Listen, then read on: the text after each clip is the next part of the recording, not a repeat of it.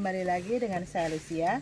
Saya berada di Warung Bakar-Bakar Pemohon. Kembali Sumaririk 7 Financial Management oleh Profesor Roy Sambal dan Ibu Ganda Hutapea. Kali ini kita berbicara tentang analisis sekuritas atau secara khususnya analisis fundamental. Yang dimaksud dengan analisis sekuritas adalah analisa surat-surat berharga atau investasi supaya kita mendapatkan keuntungan. Pembelian saham kita harus membeli dengan harga rendah dan menjual dengan harga tinggi. Investasi ini terbagi atas dua, yaitu passive investing dan kedua adalah active investing. Faktor-faktor yang dilihat dari fundamental analysis ini bisa dilihat dari analisis top-down approach yang mempengaruhi nilai dari sebuah perusahaan. Faktor-faktor itu antara lain makroekonomi, kedua adalah industry analysis atau sektor analysis, ketiga adalah company analysis. Setelah kita melakukan analisis, kita harus menentukan intrinsic value. Hasilnya, jika intrinsic value lebih besar daripada market price, disarankan untuk beli. Jika intrinsic value lebih kecil dari market price, saham sebaiknya dijual atau short sell, jual dan beli lagi. Jika intrinsic value sama dengan market price, sebaiknya ditahan dulu. Nah,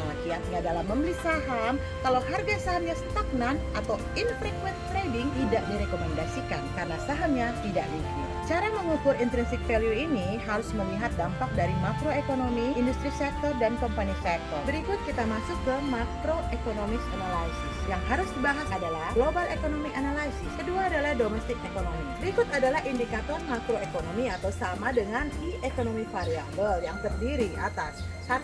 Produk domestik bruto dan pertumbuhannya. Kedua adalah suku bunga atau interest rate dan inflation. Berikutnya adalah tingkat pengangguran atau unemployment rates. Dan berikutnya lagi adalah international measures. Dan terakhir adalah consumer sentiment. Perubahan ekonomi bisa terjadi karena demand shock dan supply shock. Sekarang kita masuk ke business cycle. Perekonomian itu bergerak naik dan turun, big and true. Tapi diharapkan trennya terus naik. Industry relationship to business cycle ekonomi sangat mempengaruhi industri.